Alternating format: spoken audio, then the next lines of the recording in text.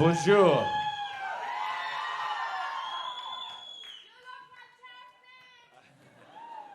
All right, thanks for all coming here today, and we really appreciate it.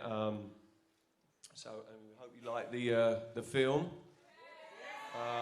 Just a little taste of what we've been up to for the last, I guess, 6 months or something. We're really excited with this record that we've made, and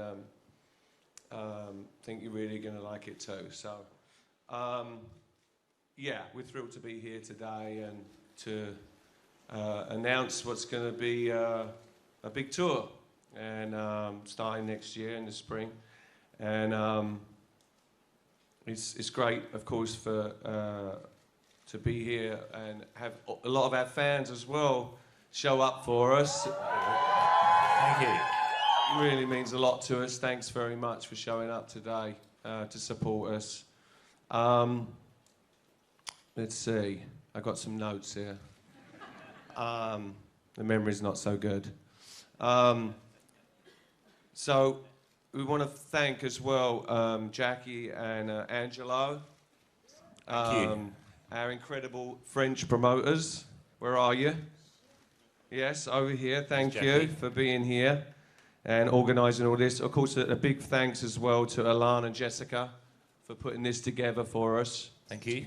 Thank you. And of course, our dear friend and German partner, Marek. Take a bow, Marek. Andrew and Sean, and not forgetting, last but not least, Mr. Kessler, the Baron, and his partner, Alex, who's somewhere as well.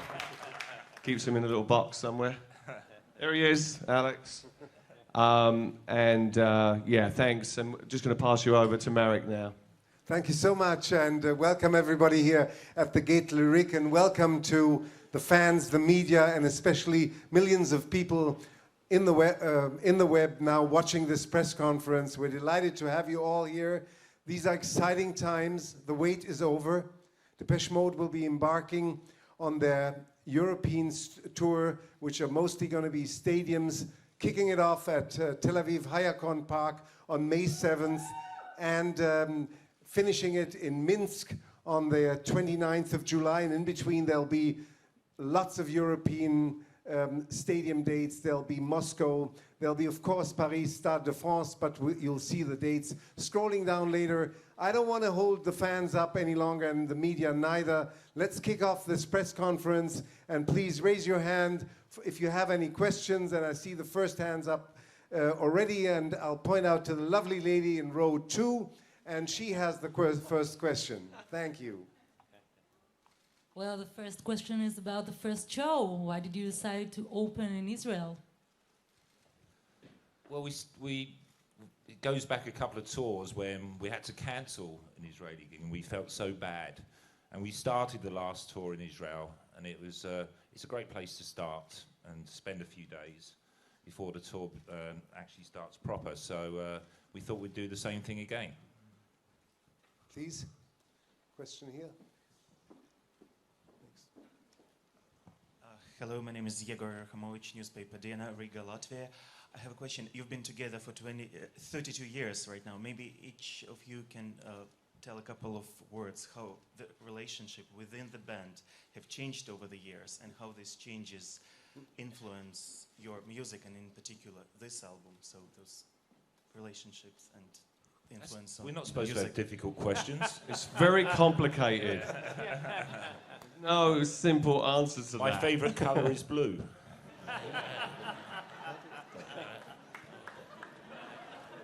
But that hasn't changed, though.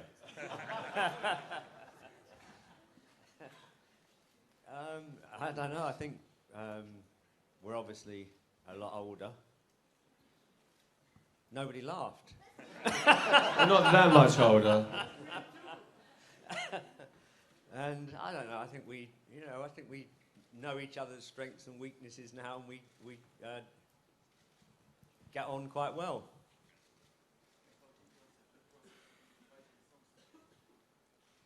Well, that changes as well slightly, because obviously Dave started writing songs a couple of albums ago, and that's a welcome addition to the stress that I usually have for writing all the songs for an album.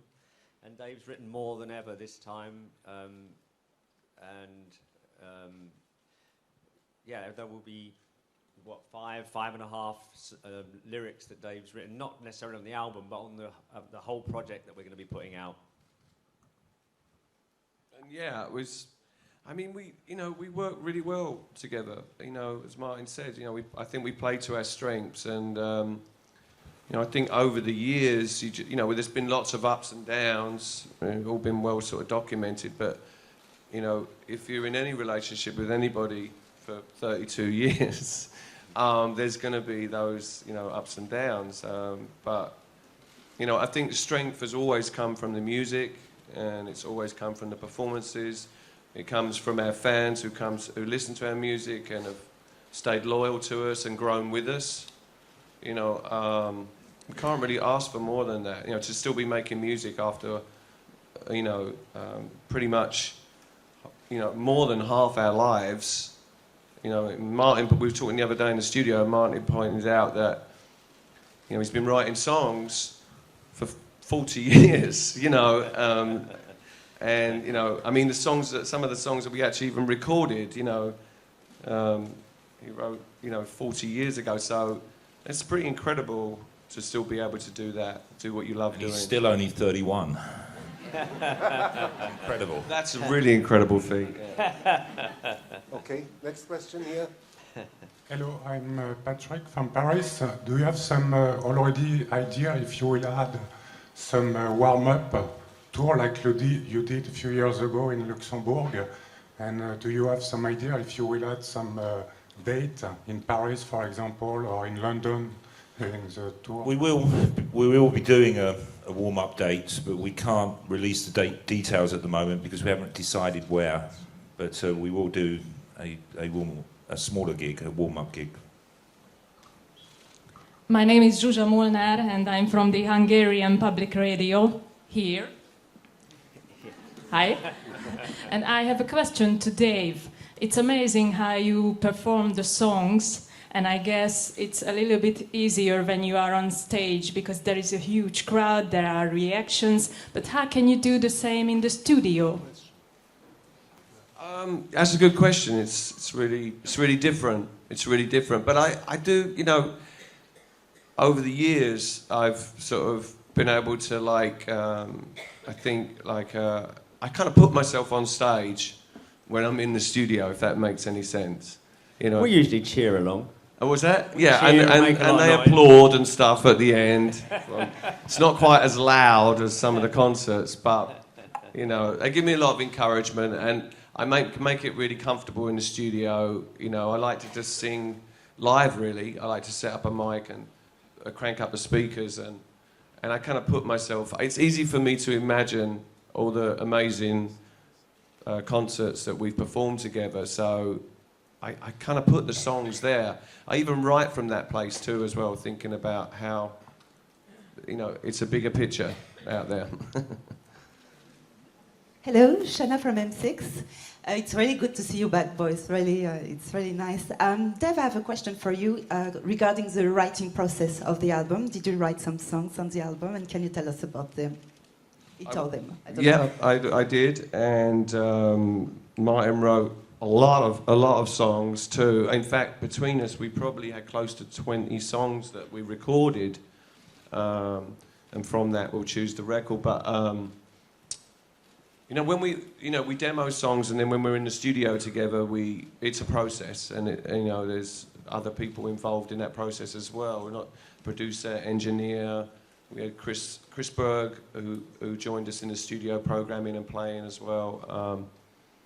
So then it's, you know, the songs can really change quite a bit. I like that process. I like it to sort of grow from something that's quite small into what becomes a Depeche Mode track. It's different. Hello, my name is Ana Lajarevic. I'm from Serbia, Belgrade, daily newspaper Blitz. And I would like to ask you, last time you were supposed to play in Belgrade, but you had to cancel. Is there a message for Serbian fans? What you're going to bring us this time? Sorry.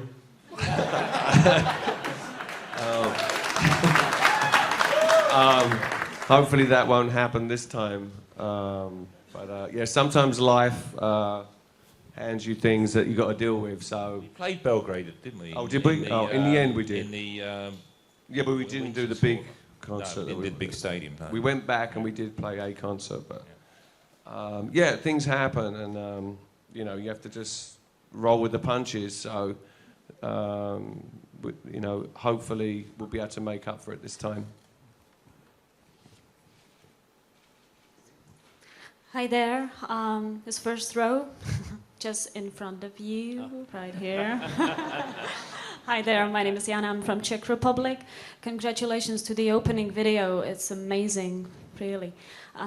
It's full of joy and pure enthusiasm. Can you tell us more about recording new pieces? The recording, I think, is always, you know, a joy, and I think we have a lot of fun. I mean, I think we always have, but especially over the course of the last 2 or 3 albums, I think working with Ben Hillier and the people that he brings in is just creates a great atmosphere, and we get on very well, and you know, basically we have a laugh and we do the things that we love to do. You know, making music is it's a miracle that we are still able to do it this long into our career and enjoy it, and we're very humbled by that, and we love to do it.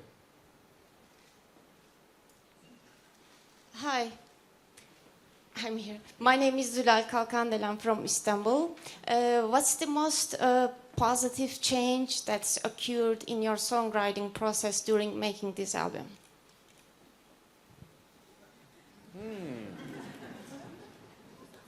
That is a difficult question. For a long time now, I've been saying that you know, my songs are very positive. I always find that anyway. Yeah. Sorry? It's always what? People say that. I don't find them dark. It's better out than in. No, I think there is a lot of positivity, and when I listen to the album and I try to relate it to anything else that we've done, it's very different, but somehow it's got a bit of a feel of Violator, some of the songs, and some have a feel of Songs of Faith and Devotion. It's kind of a hybrid of those two to me. And I don't know if that's answering your question, but it's stating some facts.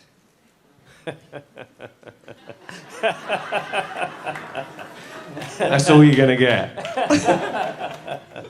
One more question from Hungary. Work for the biggest paper. You came 3 times behind the Iron Curtain and 5 times after the political change, which is an absolute record as far as a Western supergroup is concerned in Hungary. Does this phenomenon also make you proud in any way? And did you experience anything like that anywhere else in the world? To be honest, when we decided to go behind the Iron Curtain, we knew we'd be losing money, but we knew we had lots of fans there, and it was a real experience for us to go to Hungary for the first time, to Prague, to Poland, and I think it just shows you one of the reasons why in Eastern Europe and even Russia, why we're still so popular. So we did take the time during those sort of darker days to go and do concerts. So, and it was very rewarding. Hello. I mean, obviously at the time we had no idea that the political situation would change. You know, we didn't have a big agenda to get bigger there when the Iron Curtain fell. We just went and played where we were offered gigs, yeah. But yeah, it was quite an experience though, because I think we were quite shocked by the response that we got when we first went to Behind the Iron Curtain and places where people knew of our music and had heard our music, but in some places were even unable to obtain the records at the time. But we still had this underground following that would share records together and have sort of, you know, private listening sessions. And so there was, you know, people identified with what we were doing musically. You know, and I think that's always been the truth behind the music is that, you know, you know, maybe some people do perceive it as being a bit darker or something, but you know, it's honest, and it's full of emotion and melody. I remember one funny story. The first time we went to Budapest, and we were staying in I think the Hotel Intercontinental. We went to this restaurant at the back that had all these windows, and I remember all the fans, all in black. They all were trying to watch us through the windows, and the whole restaurant, it was lunch, and it became dark. Because of all the Depeche Mode fans around the whole restaurant. It's a big restaurant. It was, they had to turn the lights on. You know. Hello, I'm here at the first row on your right. I'm Rudolph from France for Rock First magazine. My question is about we just seen on the video huge synthesizers, and you always been and you always are masters in the use of synthesizer. But today, a lot of bands use very well synthesizers. My question is, do you think you're still the best at this game? Yes. Naturally.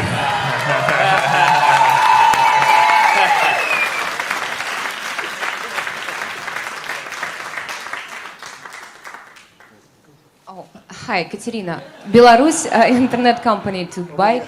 Hi, I'm here. You will finish European part of the tour in our country, in Belarus, in Minsk. What do you know about our country, about our city? I know Andy played a concert in Minsk. Did he tell you something about Belarus? And can you invite your fans in Belarus to your concert? I haven't actually talked to them yet, but I will before we go there. But do you know something about Belarus? It's a lovely place, yeah. We I think I saw about 3 hours of Minsk. No, it was really good. And we always like to try and play these new places where we haven't played before. So that's great that we're coming. Thank you. And we'd like to turn to our fans who have sent in questions via the internet. Let's give them a chance too. So, Jonathan, if you could give the sign, thank you, or whoever's in charge, thank you. Hi guys, my name is Hema. First of all, I want to thank you for this great opportunity you have given to us. My question is about touring.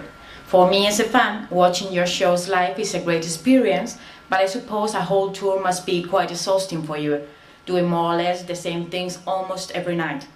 What do you do to avoid routine while touring and seem like you are enjoying every single minute on a stage? Thank you very much. See you next time. Bye. Just answer? Oh, she's not coming back? She's waiting. We have to get filmed and then they have to upload it. Yeah, a little JPEG and send it back to her. Look, to answer your question, the performance on stage is really what it's all about, and whatever gets you there. And these days, you know, it's very different to what it was 20 years ago. But, you know, the joy is in the performance.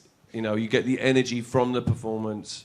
And, you know, you mentioned that you see, you know, the enthusiasm on stage. It is really important to us. And I think we've grown as a band from the way we perform as well, and that interaction with our fans. It didn't just happen overnight. I think it's something that developed for us over a great many years. But to me, it's still the biggest challenge, and I get the most from it as well. You guys want to pitch in? Yeah. Thank you. Sorry, didn't want to interrupt. No, it's fine.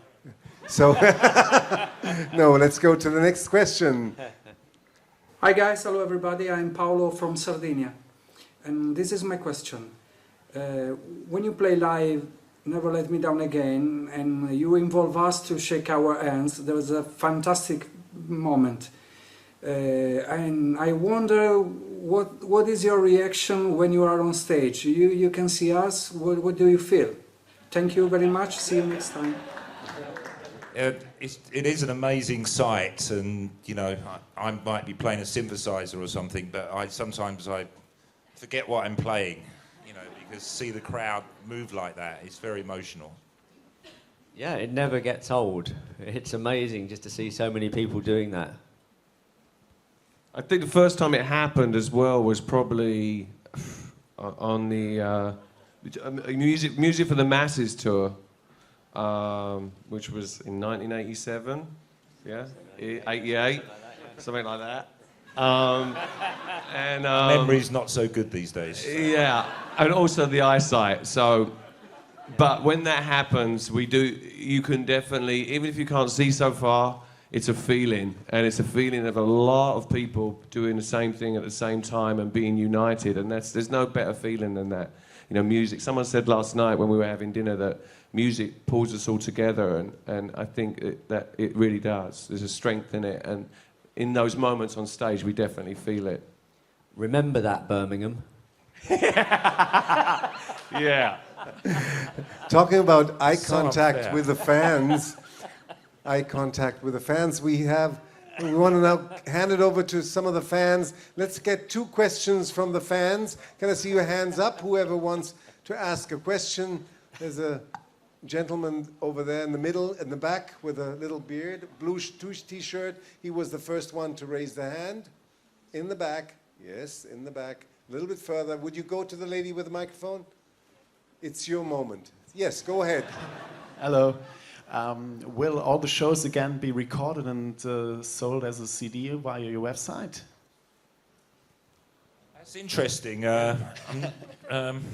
We did that last time. Haven't decided if we're going to do it yet, but maybe. Yeah. Did you like it? Here you go. Bonjour, I'm Karine, French fan, old French fan. Well, I'm trained in English. Do you think that a show one day could be possible with a classic formation, an orchestra like just Metallica? Yes. It's definitely possible. We probably wouldn't do it, though. Seems like a lot of work, yeah. There we go. Yes. Hello, my name is Gérard Bardavid. I work for Rolling Stone France.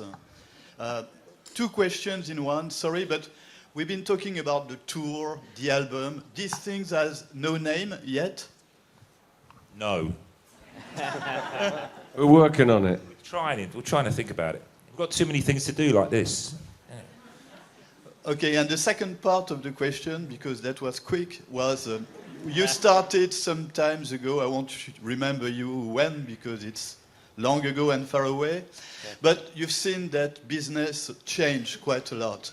So I'm curious to know what's your vision of the music business this day and the way you fit in. Well, luckily, I think we've never really fit in anywhere. So we're very lucky that we have a very loyal fan base, because music industry in general is in a state, and we're fortunate that we have a lot of people that are interested in what we still do.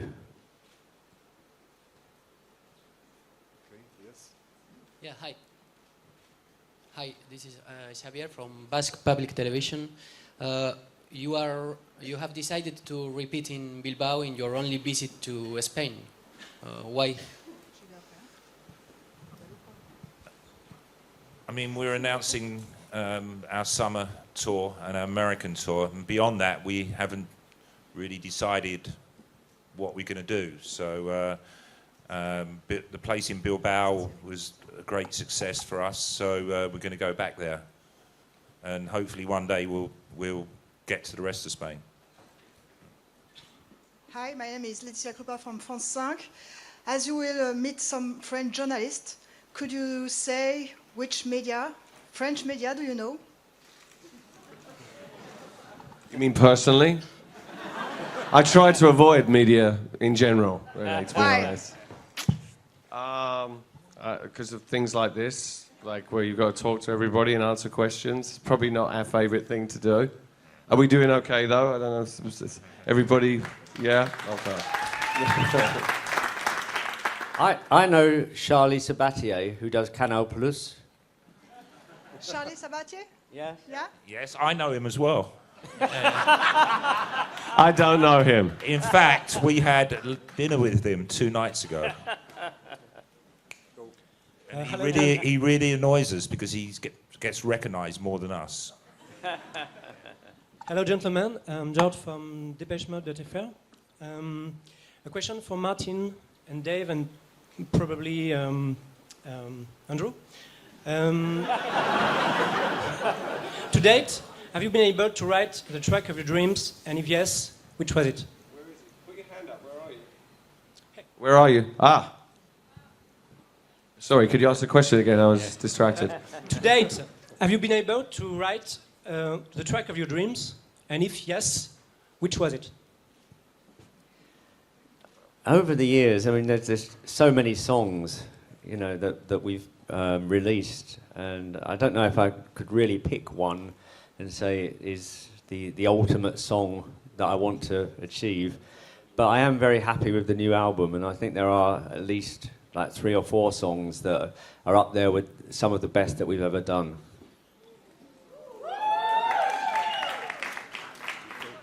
I mean, I could say as well that there's a couple of songs that Martin's written on this record that for me to sing as well, I definitely am most excited about. You know, one, like Mike said, 1 or 2 in particular, where, you know, occasionally that happens when you really feel moved by a song, and no matter how many times you sing it or try and perform it, there's certain songs that do that for you. It is quite rare too, I think, but because there's special moments that you wait for. It's why you write. You're trying to get to that moment, and sometimes you touch on it, and sometimes you don't. Hi, I am Roy here. Yes, I'm Roy from Paris. I want to know why... Does everybody know you in Paris? Yeah. Roy from Paris? I want to know why did you choose Paris today, and if it's possible to have a DVD for the next show in Paris? Why we chose Paris, we've always liked Paris. You know, we've recorded music here, and it's always a great place for us. Bercy is one of our favourite venues in the world. The French audience has always been fantastic. But regarding the live DVD, again, I mean, we've got so many things to think about. I mean, like I say, the name of the album, the name of that track you just heard, we don't know. So the live DVD question is a bit further down the line, you know. Hi, I'm over here. Yeah. My name is Andrew. I'm from Poland. I'm Closer to depechemode.pl. I have a question about your fans, because recently Polish fans made a couple unofficial clips such as Shadows for the Masses, Lift Up for the Masses, and we made an effort to give the DVD with them to you personally. And I wonder if did you have chance to watch it, and if so, what did you feel? What did you think about it? And do you like this kind fans projects? So was that where they recreated the videos? The fans recreated the videos? Yeah. Yeah, I saw it. I thought it was very funny. It was, you know, they put a lot of effort into it. Thank you very much. fans. We're coming sort of to the conclusion of this press conference shortly. We'd first like to go back to the web once again. There's so many, really thousands of people who have put in questions, so we do want to give them the opportunity to ask 2 more. We'll then revert to the fans for 1 or 2 questions and ended up with 2 here. So 6 more, please, and thank you very much to Depeche Mode for sitting here and standing up to all those questions. Thank you. Thank you.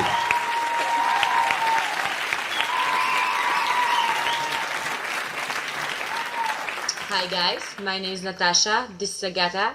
We are from Poland and we have a question for you. Do you have a concept for clothes that you're gonna wear on the next tour? Is it going to be silver again, Martin? Well, see you on tour then. See you on tour, bye. Bye. I haven't thought about it at all. Sorry to say, like Andy said, we have like so many things to think about, and it's great that we're announcing the tour today, but we're not actually starting till next May.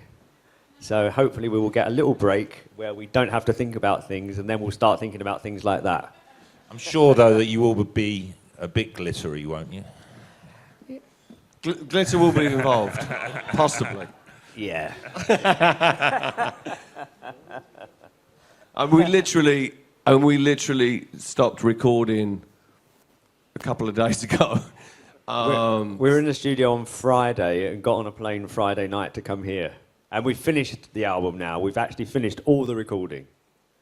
And so... And that's a big achievement for us. Yeah, and it's, you know, like Martin said and we've all said, we're really proud of the work, and we just wanted to, you know, come here and be lucky enough to announce this with all these people, and, you know, we still feel very fortunate that so many people are still interested in what we do, even before they've heard it.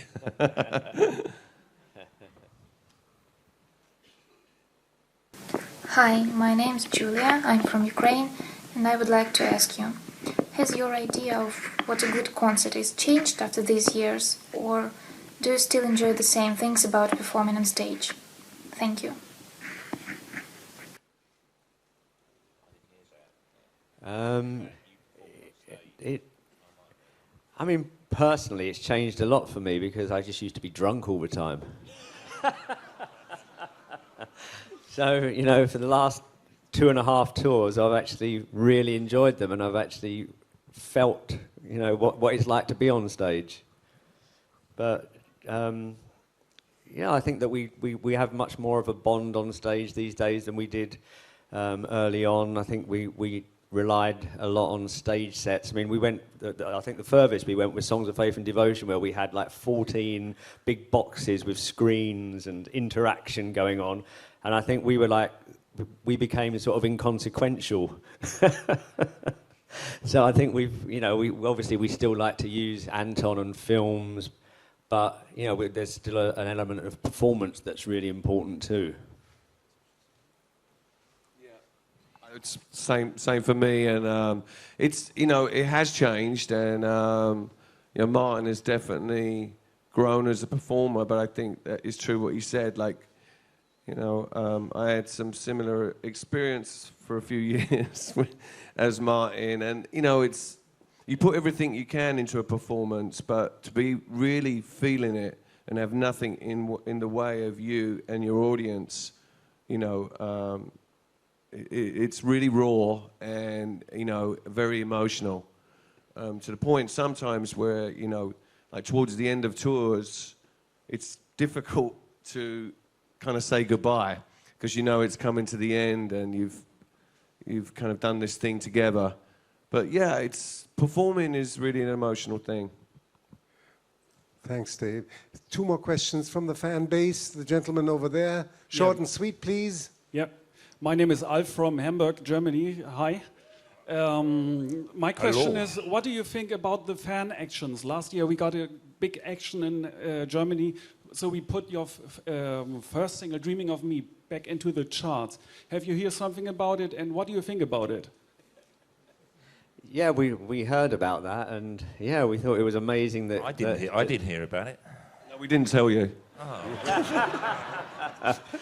No, yeah, I mean, it was what was it, the 30th anniversary of it, and yeah, it was amazing that you managed to do that. Okay, go.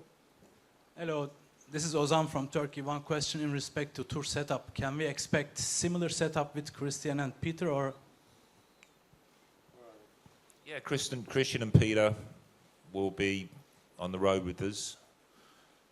We haven't, regarding stage design, you know, that's really at an early stage at the moment. Yeah. But we're hoping it's going to be another fantastic show. Anton Corbin's in the process of working on that, kind of with us too at the moment. Yeah. Hello, my name is Isabel. This is my question. Hello, I'm here. Hello? Oh, hello. Here, just here. After all these years, how can you still find inspiration for new songs? I don't know. The inspiration for songs is a very strange process, I think. You know, sometimes I think, you know, this sounds really hippie-like, but sometimes I think you tap into the universe, man. My name is Simone Wien in the front. Simone Wien from Deutschlandfunk in Germany, in Cologne. You don't know still the name of your new album, but do you know the release dates of the first single and the release date of the album? No. No. But do you know? Do you still know the name of the label company? No. Oh, thank you. All we can tell you is that Mr. Daniel Miller over here, who's sitting over here, let's give him a round of applause. He's still with us, and we still rely on him a lot. And on that Thanks, high, I'd like to thank Andrew, I'd like to thank Dave, and I'd like to thank Martin. Thank you so much. Thank you very much. 3/4 of an hour of Depeche Mode. Thank you to the world, thank you to the web, thank you to the fan base, and we'll see you back on tour May 7th at Hayakon Park. Thank you.